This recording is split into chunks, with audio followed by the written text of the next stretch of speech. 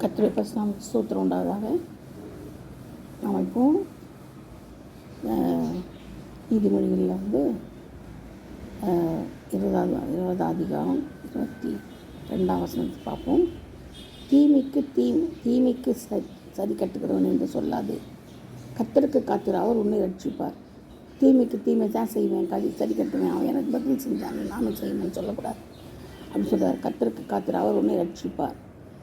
பாருங்கள், கர்த்தராலேயே மனுஷனுடைய நடைகள் வாய்க்கும். எப்படி நம்ம நடைகள்லாம் வாய்க்குதுன்னா அவரால் மட்டும்தான். அவர் இல்லை நம்மளால் ஒன்றுமே பண்ண முடியாது, நம்ம எந்த காரியமும் வாய்க்காது. சரிங்களா? மனுஷனுடைய ஆவி கர்த்தர் தந்த தீபமாக இருக்கிறது. அது உள்ளத்தில் உள்ளவர்களெல்லாம் ஆராய்ந்து பார்க்குமா. மனுஷனுடைய ஆவி கர்த்தர் தந்த தீபமாக இருக்குது. பாருங்கள், இந்த தீபத்தை நம்ம எவ்வளோ அனாவசியமாக எத்தனையோ பேர் தற்கொலை பண்ணிக்கிறோம். எத்தனையோ பேர் தற்கொலை பண்ணிட்டு போய் அலையிறாங்க, பிசாசு அலையிறாங்க. எவ்வளோ பேர் வந்து தீமையே செய்கிறாங்க, தீமைக்கு தீமை செய்கிறாங்க, மோசம் போக்குறாங்க, மற்றவர்களுக்கு கெடுதி செஞ்சு அவங்க குடும்பங்களை நாசப்படுத்துகிறாங்க. இதெல்லாம் என்ன செய்யுது? மனுஷனுடைய ஆவி அவர் தந்த தீபத்தை நம்ம என்ன செய்கிறோம்? அனாவசியமான காரியங்களில் இது பண்ணுறோம். சரிங்களா? ஏன் இப்படி பண்ணணுமா? பண்ணக்கூடாது. ஏன்னா அவர் தந்த ஆவி, மனுஷனுடைய ஆவி, அவர் தான் நம்மளை ஊதினார். மண்ணால் செய்யப்பட்ட நம்ம அவருடைய சுவாசத்தை கொண்டு நம்மளை ஊதினார். அவருடைய சுவாசம் தான் நமக்குள்ளே தீபம். அதுதான் நம்மளுடைய தீபம், கர்த்தருடைய தீபம். அப்போ பாருங்கள், அவர் நமக்கு தீபமாக இருக்கிறாரு. நம்ம அப்போ எப்படி இருக்கணும்? அவரையே அண்டி கொண்டு இருக்கணும். நம்முடைய ஆவி அவருடைய இது.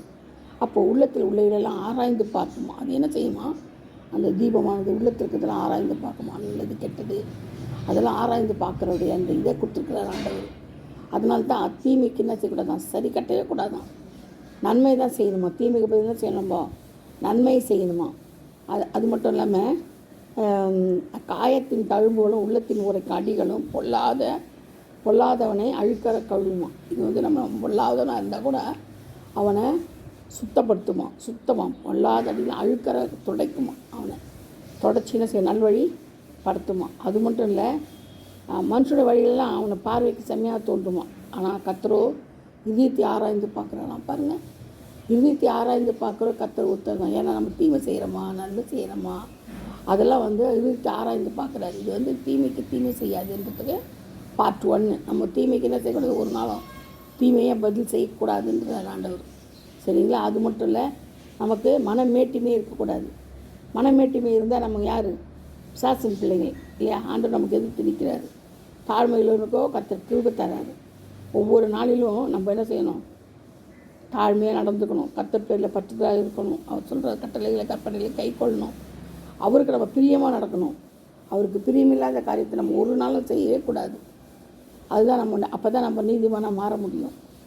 அது மட்டும் இல்லை, அவர் சொந்த பிள்ளையாக மாற முடியும். அது சொந்த சகோதரனா, சொந்த என்ன சொல்கிறது, அவர் தான் என்ன சொல்கிறாரு? இதோ என் தாய். யார் என்னுடைய தாய்? யார் என்னுடைய சகோதரி? இவர்கள் தான் என்னுடைய சொல்கிறத கேட்டு நடக்கிறவங்க. என்னோடய வசனத்துக்கு கேட்டு நடக்கிறவங்க தான் யார்? என்னோட உபதேசத்தை கேட்டு நடக்கிறவங்க தான் யார்? எனக்கு தாயும் தகப்பனும் சகோதரமாக இருக்கிறாங்கன்னு சொல்கிறார். அப்போது யார்? அவருடைய வசனத்தை கேட்டு அது நடக்கிறவங்க மட்டும்தான், அவருடைய கற்பனைகளை கைக்கொள்றவங்க மட்டும்தான் அவருடைய தாய் தகப்பன் உற்றாருடைய அவர் இருக்க முடியும்.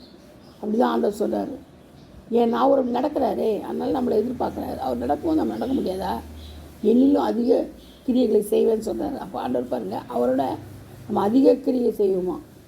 பார்த்துக்கோங்க எப்படிப்பட்ட கிரியை நம்ம செய்யணுன்ட்டு. அவ்வளோ நல்ல ஆண்டவர். நம்முடைய ஆண்டவர் வந்து நமக்கு எல்லா காரியத்திலும் ஜெயத்தை கொடுத்துக்கிறாரு. நம்ம துன்மார்க்கமாக ஜீவிக்கக்கூடாது, பொல்லாதவர்களை சிந்திக்கக்கூடாது அப்படின்னு நம்ம அவர் ரொம்ப தயவாக இருக்கிறார். அவர் சத்தியமும் நீதியுமானவர். ஒவ்வொரு நாளிலும் நம்மளுக்கு சத்தியத்தை நீதியும் போதிக்கிறவர்.